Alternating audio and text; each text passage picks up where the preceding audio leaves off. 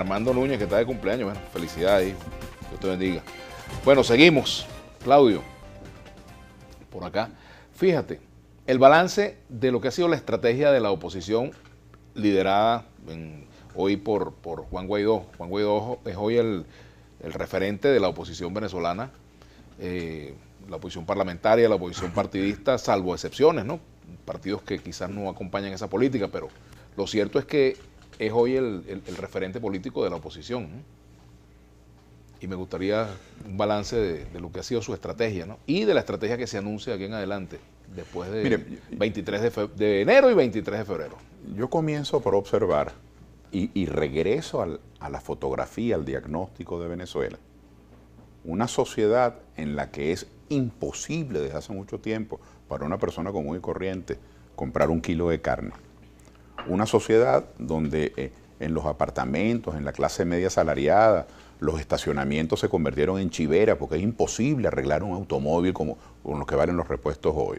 Es decir, un país con el desabastecimiento de medicinas que tiene, un país con la violencia, con la persecución, con esta situación hostil que ha generado el éxodo, que mucha gente se vaya a probar suerte en otro sitio. Ese tipo de sociedad reclama soluciones inmediatas. Son problemas que se han ido macerando y se han ido produciendo a lo largo de muchos años. Lo que pasó con este apagón, no voy a entrar a discutir ese debate sobre las causas, pero lo que pasó con este apagón, al menos para buena parte de nosotros los venezolanos, es consecuencia de muchos años de abandono, de desidia, de falta de seguimiento, supervisión. Y cuando se dice que un sabotaje, entonces uno dice, entonces ¿para qué existen tantas policías? Hay como 100.000 cuerpos de seguridad y entonces quiere decir entonces que la seguridad no sirve. Es decir, que cualquier excusa que se esgrima no me satisface.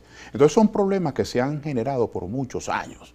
Entonces, cuando una sociedad se encuentra hundida así en el desespero, cualquiera que te proponga una solución inmediata, tú la tomas. Así que hay una propensión en las sociedades fracasadas, en las sociedades con muchísimos problemas, hay una propensión a que la demagogia prospere. Es decir, quien te ofrece todo y te lo ofrece ya. Si aquí viene Juan Pérez y nos dice que la situación va a mejorar en unos 5 o 6 años, después que venga un programa de inversiones y un programa de alianzas de los servicios públicos locales y se recupere la institución del Banco Central y PDVSA y la descentralización y haya un programa de formación de maestros y de calificación de médicos y que se traigan buenos médicos de todos nuestros pueblos para que se les mejoren sus honorarios y se les brinde respaldo. ¿Y cuánto lleva eso? Bueno, eso va a llevar unos 5, 6, 7 años. Entonces viene después otra persona y nos dice que no, que él lo hace en un mes. Por supuesto que la desesperación es tanta que la gente aplaude al que dice que lo hace en un mes.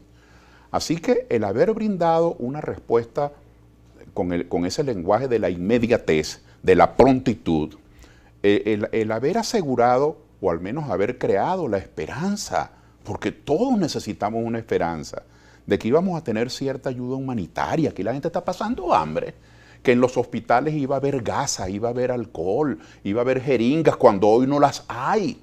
Cuando la gente hoy, esta mañana me llamaba un compañero dirigente de la carretera vieja de La Guaira, un hombre a quien yo valoro muchísimo, muy preocupado porque su esposa se tiene que operar y fue una institución que funcionaba más o menos bien.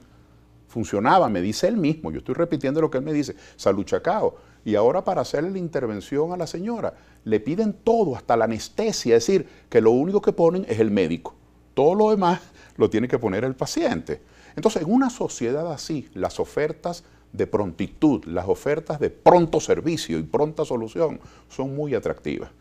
El ingeniero Guaidó, Juan Guaidó, o Juan, como cariñosamente le dice muchísima gente, es una persona carismática, es una persona trabajadora, es una persona con determinación, pero también ese lenguaje de la prontitud ha tenido que ver con las altas expectativas. Yo recuerdo que se nos dijo a los venezolanos que el 25 de febrero la ayuda humanitaria entraba sí o sí, sí o sí.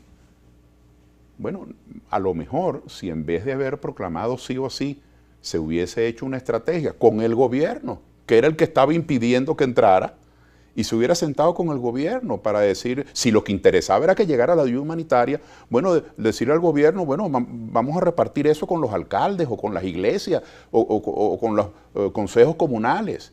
Pero cuando el gobierno ve que quienes organizan los paquetes de las ayudas humanitarias son diputados y dirigentes de oposición, el gobierno teme, a lo mejor no tiene razón, pero teme que con eso se va a hacer proselitismo político. O si usted dice sí o sí, entonces ahí comienzan los detalles. Porque no fue solamente que se ofreció que la ayuda humanitaria iba a entrar el 25 de febrero, que por supuesto el gobierno la impidió, eso está clarísimo, sino que además se nos creó a los venezolanos, al menos yo lo sentí así, quienes vivimos aquí lo sentimos así, se dejó traspasar la idea de que en esa fecha también se acababa el gobierno. Entonces, claro, si usted le ofrece a un país que está desesperado por el cambio, que todos a partir de esa fecha va a cambiar, entonces crecen las expectativas. Cuando eso no ocurre, por cierto, ya han pasado 2 meses ya, porque hoy estamos a 18, de la juramentación de Guaidó, o la juramentación que él hizo en una calle pues, de su presidencia interina, y en esos 2 meses creo que la situación ha cambiado. Yo veo al diputado Guaidó ahora convocando marchas, es decir, es un elemento de presión, reclamando cambio, pero no veo en qué consiste todavía el ejercicio de la presidencia interina. Entonces yo a todas estas lo que quiero decir es que esa capacidad de convocatoria que Guaidó tiene, y esa esperanza que él ha levantado, y ese deseo de cambio que los venezolanos tenemos, debe aprovecharse como un mecanismo de presión, en el mejor sentido de la palabra, en el sentido político. Debe aprovecharse como un mecanismo de presión para sentarse con quienes hoy impiden que entre la ayuda humanitaria, con quienes hoy reprimen a periodistas por denunciar los problemas. Es decir, uno tiene, perdón, solo termino esta idea, el mejor momento para negociar cuando hay dos grupos en pugna, es desde una posición de poder. Ahora, ¿qué mejor posición de poder que la que tiene hoy la oposición, que es un país que clama por cambio? Así fue el año 2015. ¿Qué mejor posición de poder entonces que también, en vez de negociar, hubo otras ofertas, digamos, propagandísticas, pero qué mejor posición de poder que haber ganado la mayoría de la Asamblea Nacional? No, jamás debe agotarse el tiempo de negociar. Jamás. Porque los que vivimos aquí en Venezuela, quienes somos venezolanos, una cosa puede decir el señor Trump, una cosa puede decir el señor Bolsonaro o el señor Duque, una cosa pueden decir los políticos venezolanos que tienen muchos años viviendo afuera, pero los que vivimos aquí, que nuestros hijos y nietos van al mismo liceo, al mismo colegio, que nuestras mujeres hacen mercado con el mismo pulpero, con el mismo pescadero, que nosotros trabajamos en las mismas aulas universitarias independientemente de que uno sea chavista, el otro justiciero, el otro independiente o el otro independiente.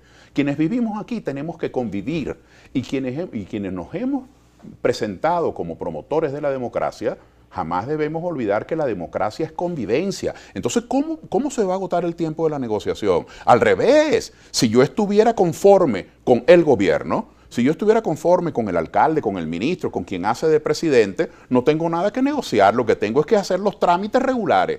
La negociación justamente surge en un momento anómalo, en un momento excepcional, cuando se buscan otros canales para decirle que las aguas desbordaron los cauces. Claudio, tenemos que ir a la pausa. Y me gustaría concretamente 2 temas para la próxima parte, que los abordemos concretamente. Uno, el gobierno, bueno, ha estado practicando haciendo unos ejercicios militares, los convocó. Guaidó ha dicho que va a convocar una gran movilización nacional hacia Miraflores. Diosdado Cabello ha dicho, aquí los esperamos. ¿Qué es lo que viene en ese campo? Y en segundo lugar, ¿por qué creer que el camino que tú propones, distinto a la fórmula Guaidó, para decirlo de alguna manera, es el mejor y es el que va a dar resultados? ¿Por qué el camino que tú propones no convoca y el camino que propuso Guaidó sí convoca? Vamos a la pausa y ya venimos.